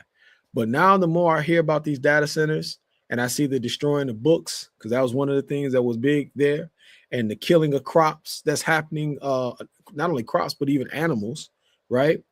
Now I'm starting to see, well, hell, they might have been talking about Donald Trump the entire time. Because when you see what's happening to America, and you go and all you have to do is watch the Book of Eli, and then you go back and you look at all of the things that are happening today. And you can say, they're destroying books, classical books. Okay, check. No wonder why books are such a big thing. Water, it's a scarcity. Oh, if you add these data centers, water's about to become a scarcity. Check. Another thing. Oh, we don't even know if the cows, they're killing the cows and the chickens and everything else. So the meat ain't even safe. Check. Now that's why they were eating each other as human beings.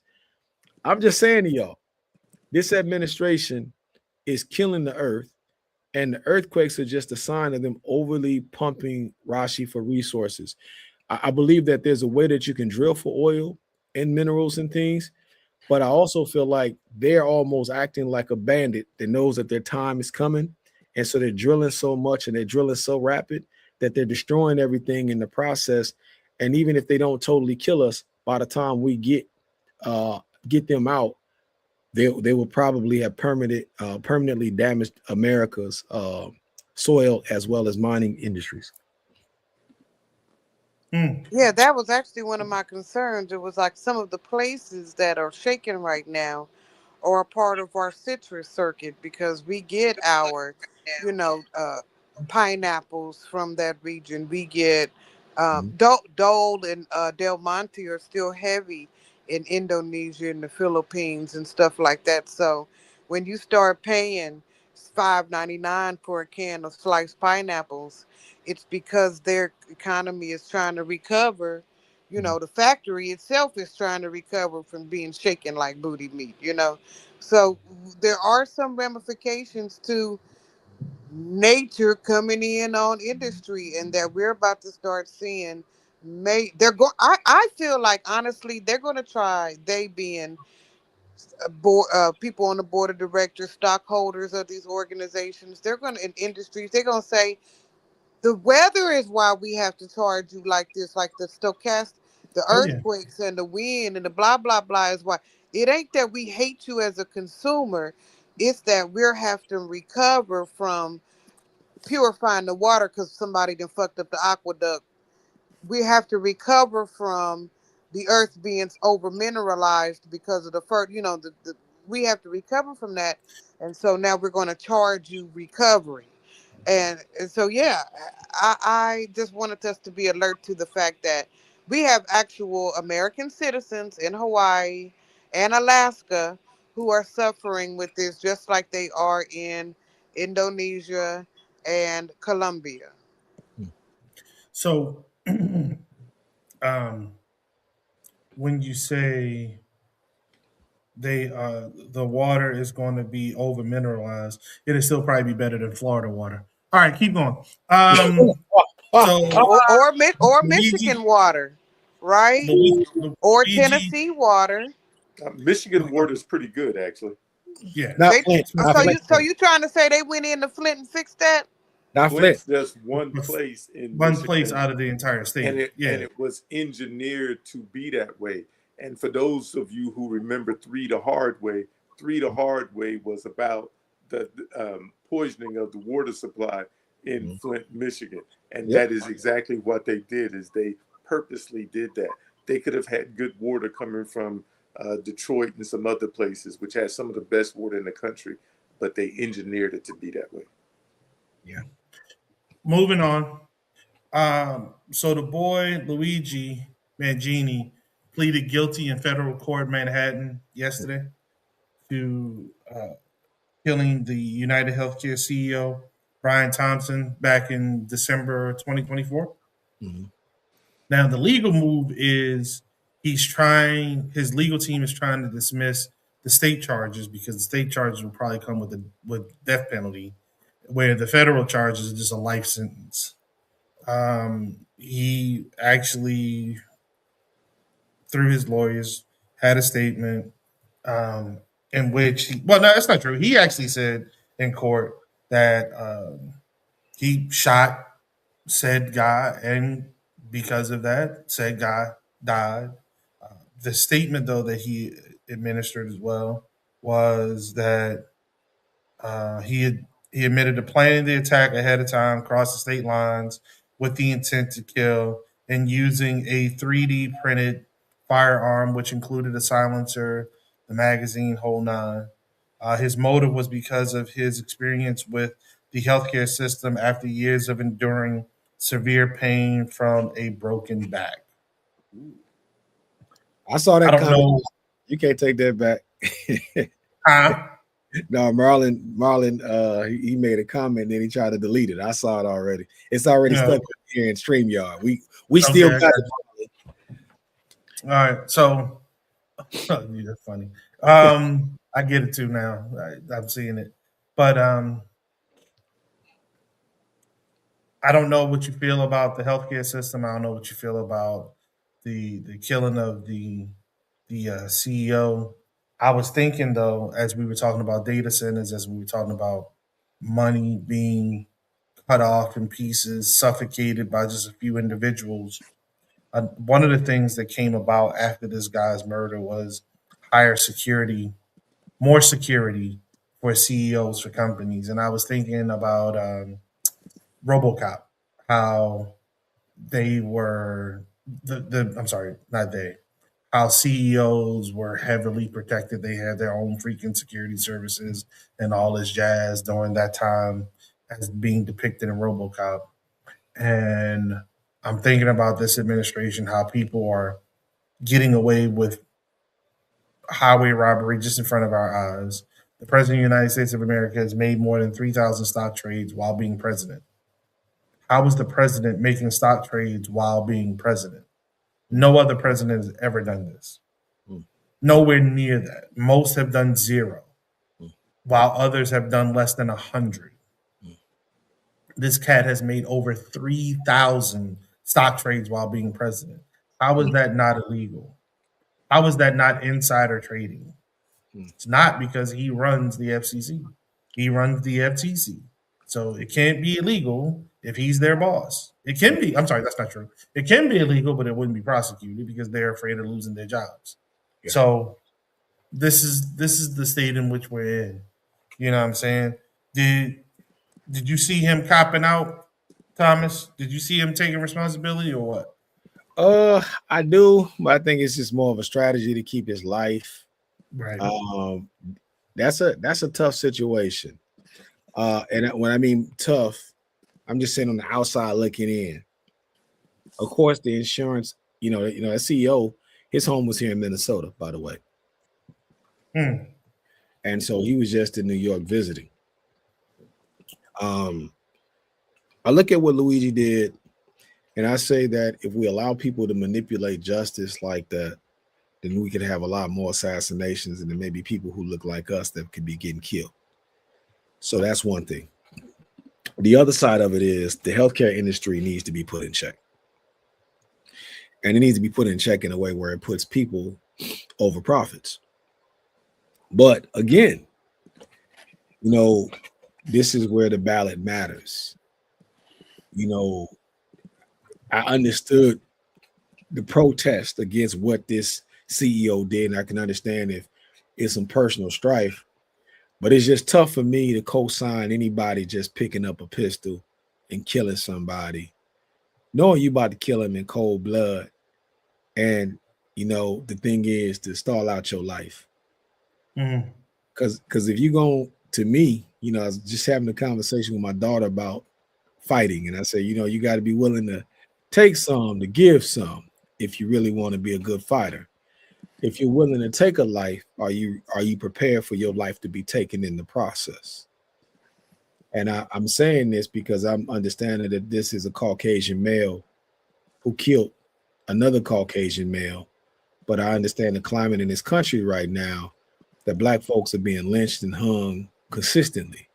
And if I Hmm. choose this Caucasian male to kill another Caucasian male when black life is not valued at the same rate, what happens when there's a black CEO that maybe have a different disagreement because that black CEO decides they want to stand up for Trump?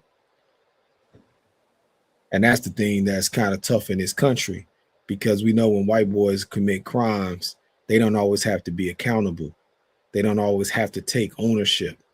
So I see it. I see the maneuvering, but at the same time, I feel like when he took that man's life, he should have been prepared for his life to be taken as well, because that's what comes with the game. Gotcha. Ross, did you see him copping out? I was just a little disturbed by this. I was like, because I watch a lot of murder. I watch a lot of murder. Unfortunately, Murder I and love bullshit. I do I love when a white lady get ran over by a car. I'm specifically drawn to throwing white dudes over the side of buildings. I love that. It's something about this chucking a white dude over the side. Anyway, so I'm looking at the kill behavior, like the motives. I mean, I ain't trying to be funny. I literally look at how how you kill somebody is almost why you kill somebody. Okay. Okay. Why you said All that? right. So this it Don't wasn't make it it's long, never Rashi. We got I 25 minutes know. left. So Don't make so it it wasn't like they was romantically involved. It's like the chain of anger seemed loose. Like when I okay, look. When you can't get your fix, you get mad at the dude with the dope. And when you can't get your love back, you get mad at the person who don't want to be with you no more. And when you long. get cheated in a business deal, you mad at the other end of the transaction. And I just was trying to figure out how this dude got mad at a dude who was so far up the chain. Like it wasn't the doctor who denied him the pills. It wasn't the people who routed his care to the wrong place. It to me it was like it seemed like we not getting all the puzzle because he's mad at somebody so far away from the actual problem that he was having. You hear what I'm saying? You get Hmm. mad on your job and you come back when they fire you. When you call them, when they was to go postal, they didn't. They used to shoot up the dude in the office. They didn't shoot up people on their route. When you go postal, you don't shoot your route up. You shoot the dude you mad at who fucked with your check. I feel like his anger, the amount of anger he had to kill, did not make sense to me for who he decided to kill. It is not like the dude, the hit that he cut, he did not hurt someone who had physically stopped him from. So I was a little confused. And then mostly, like you said, Thomas, I don't ever champion white killing because it's a national plague. The white man who takes his anger out with manslaughter and murder violence is a problem. And they do believe that they should be the final authority. And the final authority is, I will kill you. I will kill you, whoever you are, whatever you are, and whoever you are. They do that. So we got to fix that. We got to do something about even watching Clint Eastwood, because we've been championing it for a while. Because I love me a good Clint Eastwood, Charles Bronson flick too, right? Uh, but we need to fix that because they think that's real. So that's it. I feel like he had watched Sharky's Machine or something. He had watched a Charles Bronson marathon or something in his head said, I'm in charge of this fate. And he went to slay that man. But it to me, like I said, it was too far removed. And Okay. I'm just accustomed Rodney. to I'm accustomed to killing people who did something to me, you know? Rodney, what are your thoughts? Well, I think so I don't support the killing, but the concept behind it, he was spot on because he didn't go after the cogs in the machine. He went after the one that controls the cogs in the machine, the ones who set the policy, the ones who are so far removed that they can easily say we're not going to cover this because we need to make more, squeeze them in more money. So I think he went. I mean, again, don't support the killing, but I think his targeting of what the point, the statement that he was making was 100, and his accuracy was like you on the range lead when they said, I don't know where Lee's shooting because there's no more holes in the Oh, target. And they said, oh, wow, because he's shooting through the holes. So, you didn't have to bring that up again, bro. hey, his targeting for his message was spot on. I would say where he failed at is that the people are so docile. This kind of goes a little bit to a separate point that Brother Barry was making, but that the people are so docile. He went and pulled this major move and didn't get the response from the masses that maybe he thought he should have gotten, because Congress should have been all over this. Why are so many people going broke? Why are so many people not getting the health care that they need? I mean, it's just a long conversation that should have been had off of that killing. Desperate people do desperate things. Well, I would say this, Rodney, if he had made that his political stance throughout his trial, if he got on the stand and that was part of the conversation and that was part of his defense and they brought people on to make that argument, I think it would go a lot further to making him either a martyr or a hero. But again, I understand. I just worry about the idea of if we say it's okay for one white guy to kill a white guy, then what happens when we have situations? I mean, we see what's going down in Mississippi in the games that they're playing with their young But we brother. shouldn't be saying that it's okay. And I don't think that's not what's going on. Is we're saying that it's okay. Uh, I, I I think that whenever you take law enforcement in your own hands, it's always the potential for vigilantism to Mhm. get out of control. But I'm just simply saying the message on this, and there's a whole bunch of other people that would like to shoot up a bunch of other people because Mhm. they've loved ones have Mhm. been, I mean, we had multiple situations right here through Mhm. malpractice, and the insurance companies sanction it. The insurance companies not allowing needed medication to be covered, or needed procedures to be covered, and people have watched their loved ones um, die horrible death. So no, we should never condone that type, murder. But at the same token, though, let the conversation should have been, well, what would lead people to do it? And if it led one to go to that extreme, then maybe we should look at this and see what impact is money making when it governs the health care and lives of our citizens. What is going on that would cause people to go to such extremes? No, that, I, that would under, require investigative journalism. and I understand what both of you are saying. This is off subject, but not totally. I want to say I'm concerned for similar reasons that you both just discussed with the gentleman down in Georgia that was just convicted and sentenced to prison because his son shot up the school. If you start allowing parents to be charged for the crimes of their children, what is that going to mean to the inner city youth, black youth, whom are in gangs, who More ass, then, sir? more ass whoopings, more Yep. punishments, more you got to read and write and know arithmetic. So we gonna send No, you to church I'm on Sunday. talking about you. Then the parents are going to be held accountable for their children's actions, and not only are the children going to be in prison potentially, but the parent will also be in prison because the child used the firearm in connection to a capital murder, and we have a much larger problem. You know what I'm saying? Lee, I think this is something different though, because if I'm familiar with the case, the father knew that his son was not supposed to have a firearm. He knew that. If I think he gave it to him as a Christmas gift, I He believe. did give it to him as He Christmas. gave it Yep. to him as a Christmas gift when he shouldn't have had a weapon, period. He knew his son had proclivities to do these things. So it wasn't like, oh, a father gave a child a gun like any other father would give a responsible person.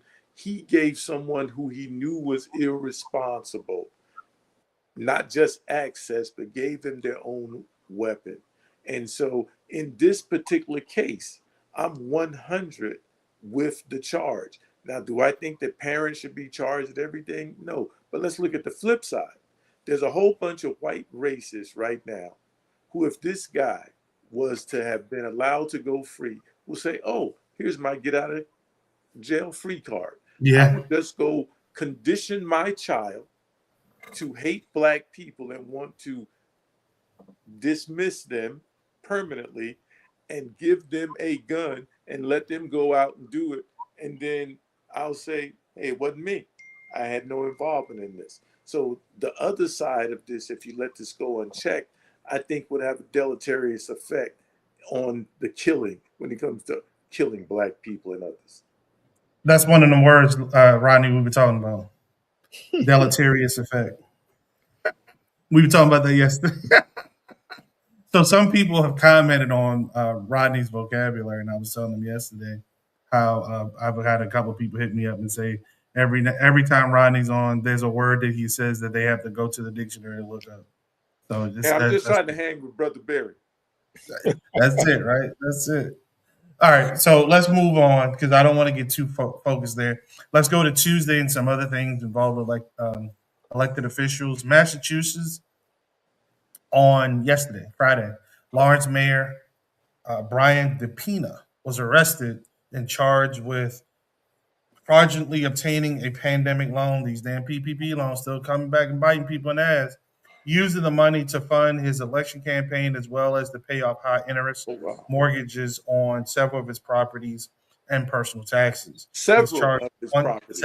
several of his properties. One count of wire fraud, which carries a penalty of 20 years max. One count of money laundering, which carries a penalty of 10 years max.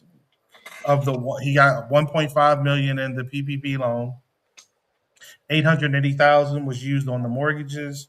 He had another 90,000 that he funneled to his campaign to run for reelection. These PPP loans, telling you, I didn't get one. People told me, it's like, you should get a PPP. Nah, fuck that. Glad I didn't. He's a Republican or a Democrat? You know what? I didn't dig into that. I just saw that he was arrested. It was interesting to me, so I wanted to bring it up. I didn't dig into that. My I'm apologies. not mad at him about getting the PPP loan. He should go in. His defense should be, I was inspired by President Trump. And so if he ain't locked up for doing what he's doing, I feel like I'm well in my rights because I'm following the lead of the president of the United States of America. You know, go kick me up to the Supreme Court because they understand how this grift go. That's what I would say, right? Now, I hope he had a good time because if he's a Democrat, they're gonna send his ass up for a long time. He better have some money for that good old part. He better have at least 2.5 million for that part. If he ain't got that, his ass is grand. So Thomas, stay ready because I'm coming to you. Okay. Amy Klobuchar, I know you love her. She won the Democratic nomination for governor in the great state of Minnesota. Yeah. And the current lieutenant governor, Peggy Flanagan, won the Democratic nomination to be the senator in the great state of Minnesota. Come on, bro. Talk to me. You ready? You ready for Amy to run the state? You know what, man? I'm gonna be real with you. Amy's going to win, and out of the candidates, she's the better one, even though she has a checkered history with us. But Lisa DeMuth is a Trump loyalist that's going to pretty much, send us to Hades. So you really don't, and this is with just gasoline draws on. In Minnesota, the black community showed up for the midterms. Jamar put it was over 300,000 more. Yeah, he did. Votes than Republican votes. But the truth is, we didn't choose the primary candidates, and that's something Klobuchar should win. She is the better of the two candidates. Because I can tell you what we're going through here in Minnesota right now with our Department of Human Services. The Republicans are raising hell, and there's nothing being done. So I don't want to see DeMuth in office because we would probably see more homeless people impacted. We will see more people who need health services impacted. We will see more black businesses, and we've had thousands of black businesses that has been impacted because of the Trump administration and the lack of courage by the current governor's administration. So while I may not look at Amy as the best candidate for me, she is definitely better than DeMuth. And this is how politics work. You don't always get your person. Sometimes you just have to, hey, this is the person that's going to be in, and we're going to have to figure out how to work with this person. But yeah, we had a huge turnout, but we had a huge amount of black men locked in jail. And that doesn't make me not even hold my nose for the Negroes who was reposting the video of the mayor of Minneapolis dancing with him, because when a white boy can do a jig, it's always a good time on the plantation. We can't wait to see the plantation owner can dance. But those Or same pour some people, hot sauce out the purse. come on, man, but the same people that's posting about him doing his jig and saying this is our mayor, they have no comments, they have no conversation for what's happening to their people over there at Heritage Park. All right. Damn sellouts. So what about Peggy? What you think about her? Peggy Flanagan, I know the rumor is that she lies a lot, but in my opinion, I think Peggy Flanagan, she's always been a respectful woman every time I've been around her. And that's all you can go off of is how people treat you. She's always been kind, she's always been respectful. And look, man, I think I like her better as senator than Klobuchar. I do. Right. I think, the only thing that I don't like about the switching is that we as a state lose that senior positioning that Klobuchar had. And, let's keep in mind, how Klobuchar became senator? It was the Me Too movement. Al Franken, because of a joke that happened 20 years prior, and Klobuchar promised to only run one term. This is something that always gets swept up under the rug. Before Joe Biden, it was Amy Klobuchar who gave the promise, and she kept going. So I guess now that we have Peggy, and Peggy's Native American, so this is our first Native American senator in the state of Minnesota.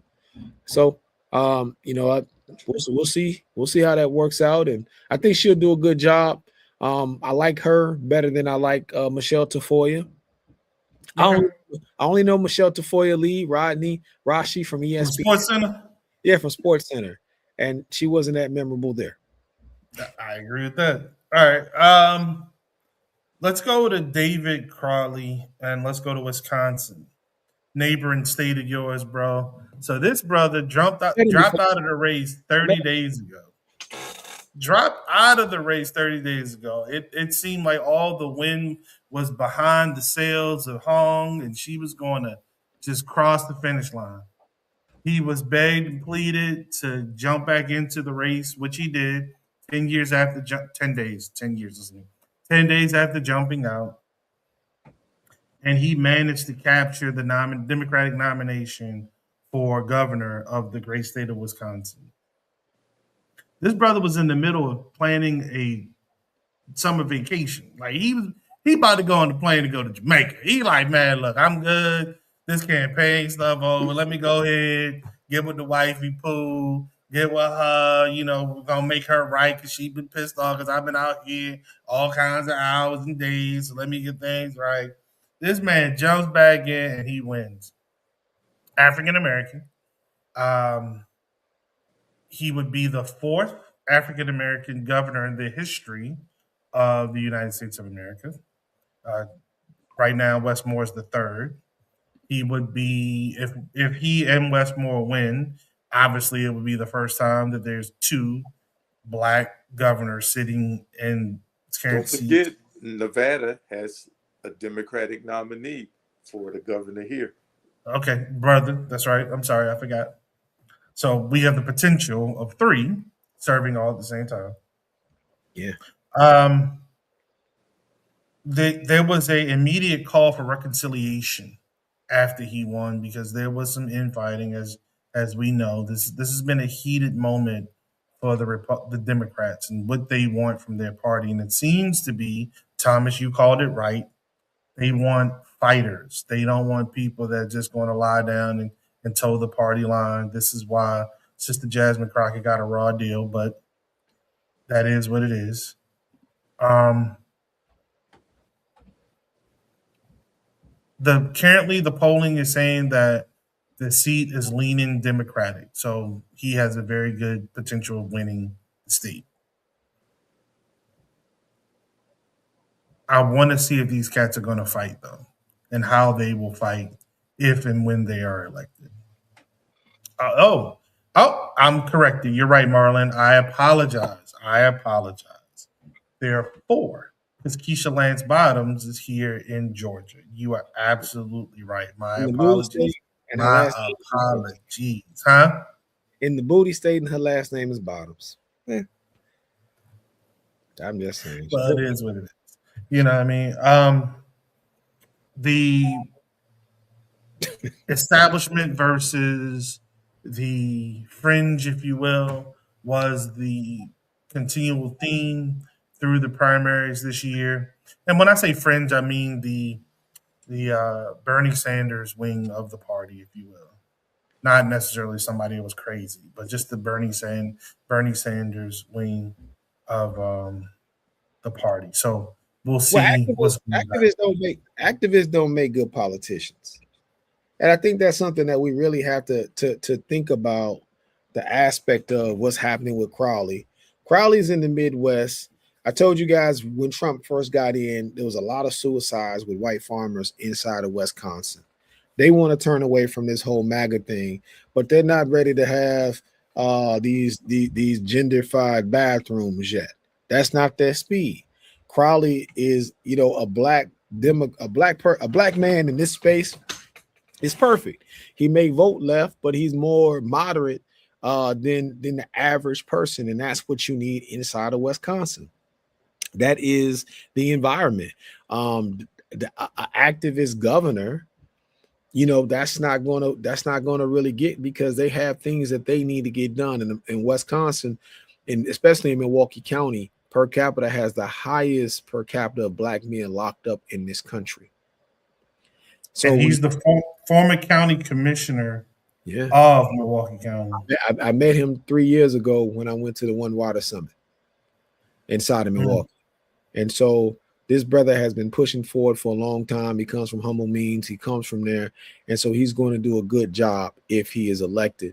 I will say this, and Rodney's hinting to this plenty of times on the week. There is an issue with the DSA movement in black men, though. And sooner or later, we're going to have that conversation. The DSA movement in black men, there's problematic. And I think part of it is because, let's be real, they have to make themselves feel like they're public enemy number one. Well, it's hard to be an imitator when the originator is in the room. And so Mm. they have to discard us. They have to discard our plight, because that's the only way that makes them look strong. All right, so we need to wrap. I'm gonna slide this in real quick, then I'll shut up and let everyone say what they need to say so we can wrap.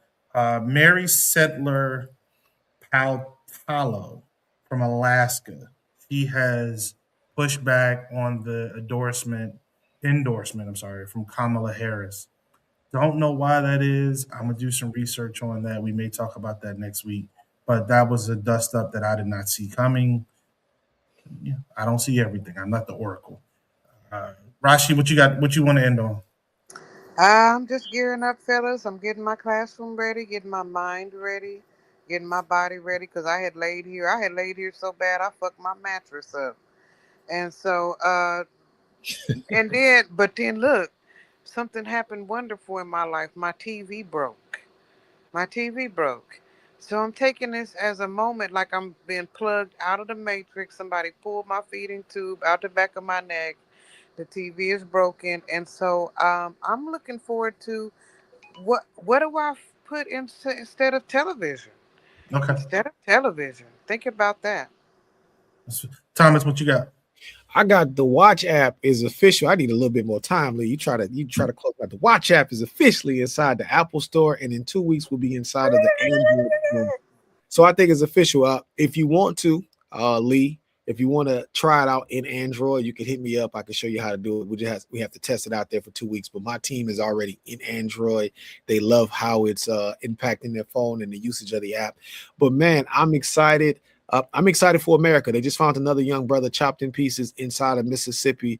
And I will tell you, if you think you don't need the Watch app in this current political climate, you are fooling yourself. I don't want to hear about us talking about what we need to do. Listen, this is what we can do. We can stay connected. We can let our family and friends know where we're at. And the Watch app can do that for you 24 hours a day. It's by us, it's for us. We own everything to it. And it's another way for us to make sure that we are taking care of us. There you go. Ronnie, what you got? Yesterday was the anniversary of Social Security being signed, and I would encourage you all to look at what Social Security was originally designed to do. I need my money. Yes. I need my Social Security money. They didn't hit me too much. That I had to figure out what that was all about when I first got my check. Who is these people? But I need my money. Who the fuck is Spiker? Look, y'all be good. Y'all be safe. No one's told you they love you. We doing a damn thing you can do about it. Until next week. Yeah, I'll still be here next week. Till next week, family.